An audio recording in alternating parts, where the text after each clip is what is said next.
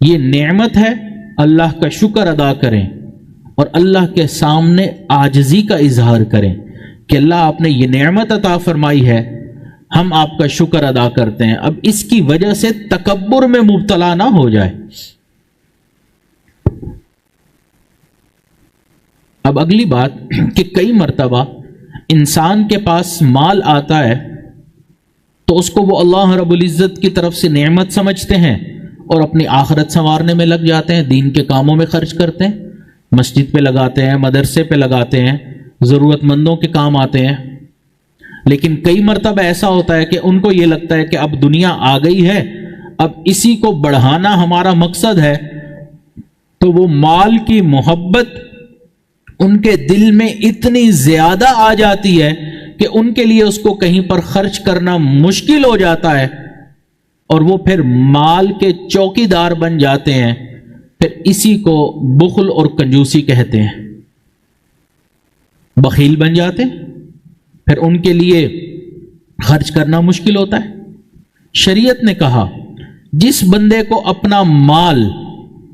بیوی بچوں کے اوپر خرچ کرتے ہوئے مشکل محسوس ہو، دل تنگ ہو کہ ان کے اوپر خرچ کرنا پڑ رہا ہے، یا اللہ کے راستے میں مال خرچ کرنا مشکل ہو، زکوٰۃ دیتے ہوئے مشکل محسوس ہو رہی ہے، فرمایا یہ دو علامتیں ہیں جن سے پتہ چلتا ہے کہ یہ انسان کے دل میں بخل ہے۔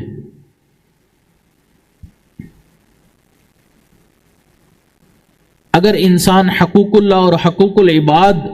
پورے کر رہا ہے اور اللہ نے مال بھی دیا ہے تو وہ بخیل نہیں، لیکن وہ پورے ہی نہیں کر رہا، مال خرچ کرنا مشکل لگ رہا ہے بچوں کے اوپر، بیوی کے اوپر، حالانکہ نبی علیہ الصلوۃ والسلام نے ارشاد فرمایا خیرکم خیرکم لأہلی، تم میں سب سے بہتر وہ ہے جو اہل خانہ کے لیے بہتر ہے۔ تو جو اپنے اہل خانہ کے اوپر مال خرچ کرتا ہے، فرمایا بہترین صدقہ ہے۔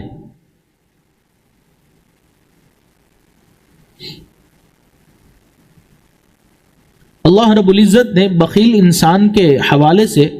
قرآن مجید میں ارشاد فرمایا وَمَن يُوقَ شُحَّ نَفْسِهِ فَأُولَٰئِكَ هُمُ الْمُفْلِحُونَ، اور وہ لوگ جو حرص نفس سے بچا لیے گئے بس وہی کامیاب ہو گئے۔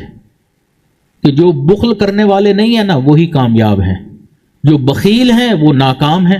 شح کہتے ہیں بخل کو، کنجوسی کو۔ تو اللہ رب العزت کو یہ کنجوسی، یہ بخل ناپسند ہے۔ ایک جگہ ارشاد فرمایا